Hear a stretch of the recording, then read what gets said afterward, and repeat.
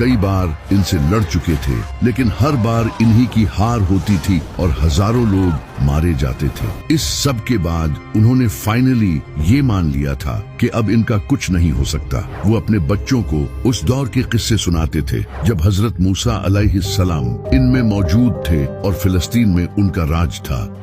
वो भी क्या दिन थे जब फिलिस्तीन पर हमारा राज हुआ करता था।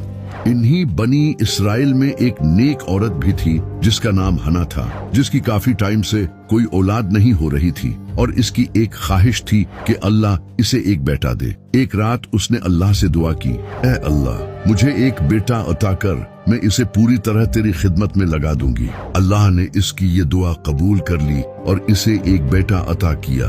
हना ने इस बेटे की परवरिश की और इसे एक टेम्पल में एक प्रीस्ट के पास छोड़ दिया जहां इसकी तरबियत हुई। वो बचपन से ही इबादत करने लगे और अल्लाह के करीब हो गए। एक रात इस लड़के ने सुना कि कोई इसे शमूएल कहकर पुकार रहा है। इसे लगा शायद ये इसका प्रीस्ट है, लेकिन जब लड़के ने अपने प्रीस्ट से पूछा तो इसने इनकार कर दिया और कहा, मैंने तुम्हें नहीं पुकारा, जाओ वापस जाकर सो जाओ।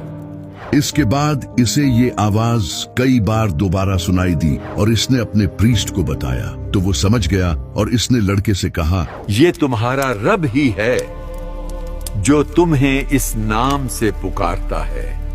जिसके बाद इसका नाम शमूएल रख दिया गया। फिर एक दिन अल्लाह ने हजरत शमूएल पर पहली वही नाजिल की और उन्हें अपने नबियों में से चुन लिया और एक अजीम मिशन दिया। हजरत शमूएल अलैहिस्सलाम बनी इसराइल के पास आए और इनमें दोबारा हजरत मूसा अलैहिस्सलाम के कानून नाफिज किए, बुत परस्ती को खत्म किया और उन्हें अल्लाह का खौफ दिलाया। इस वक्त बनी इसराइल के तमाम कबीले आपस में डिवाइड हो चुके थे और अकेले फिलिस्तीनियों से लड़ते थे। हजरत शमूएल अलैहिस्सलाम ने इन सब को यूनाइट किया। वो हर शहर गए, इन तक पैगाम पहुंचाया, इन्हें यूनाइट किया, इन्हें मोटिवेट किया और जंग के लिए तैयार किया। इस तरह बनी इसराइल एक बार फिर यूनाइट होने लगे। वो हजरत शमूएल अलैहिस्सलाम के अंडर यूनाइट तो हो रहे थे, लेकिन इनका अभी भी कोई बादशाह नहीं था, क्योंकि उस वक्त दुनिया की हर कौम का एक बादशाह होता था। तो बनी इसराइल ने हजरत शमूएल अलैहिस्सलाम से कहा, आप हमारे लिए एक बादशाह मुकर्रर कर दें